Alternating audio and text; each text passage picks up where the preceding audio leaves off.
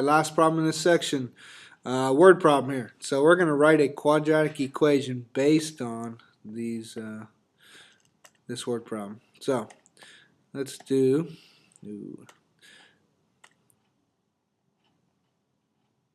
There we go. You have made a rectangular quilt. So what you want to do is you want to draw things when you can. All right. So make a rectangle.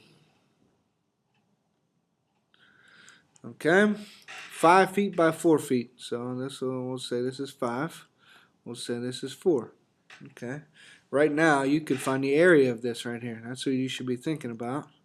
Okay. You want to use the remaining 10 square feet. So 10 feet squared. That's an area right there.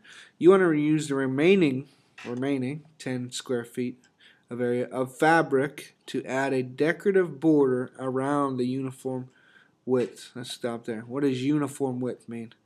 It means you guys all have uniforms. You have to wear the same thing, right? The same width. That's what uniform means.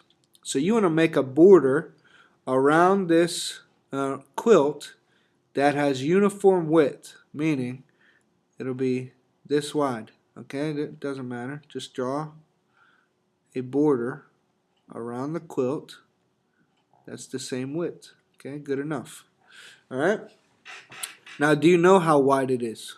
No, it doesn't tell you. It said, what should the width be? So that means that's what you don't know. That means you don't know how wide this is, which means from here to here is x long, right? From here to here.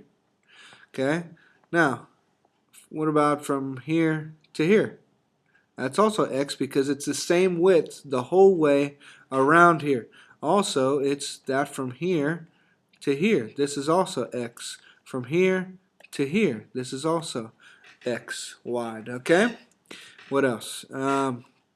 What should the width? So basically, kind of draw this picture. 4 by 5. It says you have this right here. This should be for the border. All right. This should be for this. So if I shaded all of this right here, okay, and this might make it messy, but all this area right here is for, this is how much I need for all this area right here.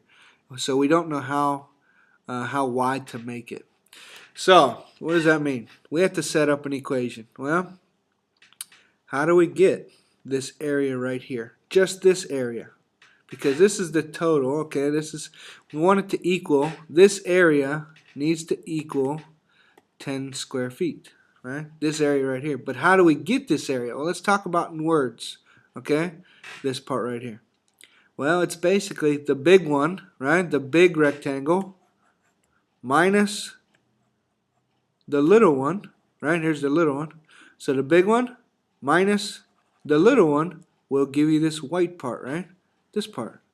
That's what's equal to 10, right? You guys understand that? The big one minus the little one gives you the remaining border around. And that's what it's equal to. So how do you put, so the total rectangle or the big rectangle, I can't spell, the rectangle, the total rectangle minus the, we could say the quilt, the little rectangle, whatever you want to say. In this case, it's the quilt, right? All right, equals, so the total rectangle minus the quilt is equal to the border. And so that's how I come up with, okay, we need 10 square feet for the border. So that's what's, the border is 10 square feet. How much is the quilt area worth? Well, the quilt area is right here. You know that by 4 times 5, right? I mean, area is length times width, right? What about the total rectangle area? Well, the whole thing. That's the tricky part. Well, we know this is 5, right? Well, we do know this between here and here is x.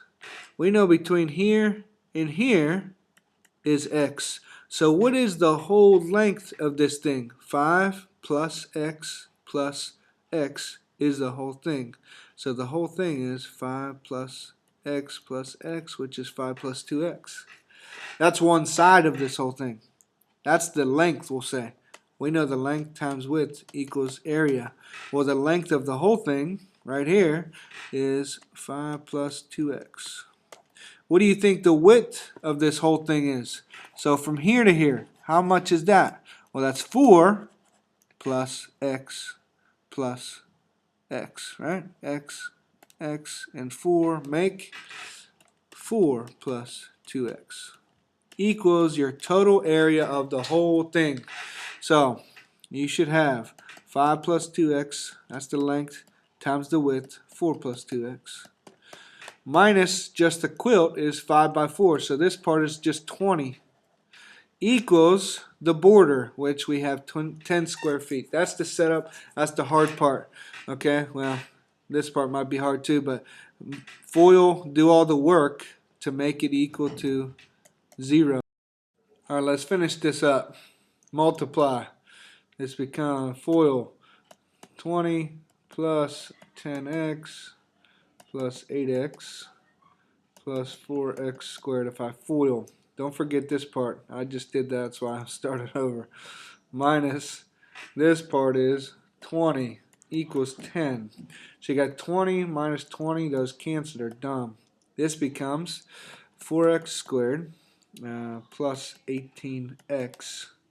And then what you want to do is you want to make it equal to 0. So I'm going to minus 10 from this side. I'm going to minus 10 on this side.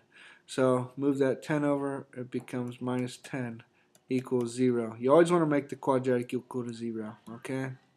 99.9% of the time. Now, since these are all divisible by 2, I'm going to just divide both sides by 2. Only because it's equal to 0, I can divide by 2. Don't do this when you're factoring. Pull out a 2. Factor it out. Divide, that's 2x squared plus 9x minus 5 equals 0. Factor this like you know how, and it factors to, I'll just save time, 2x plus 1 and x minus 5, I believe, equals 0. Use 0 product property. Set this equal to 0. This becomes 2x plus 1 equals 0 is 2x equal to negative 1, which means x equals negative 1/2. Well, think about that. Could that be negative 1/2 inches or feet long? Negative 1/2 feet long? No, you can't have a negative quilt, so that can't be the answer.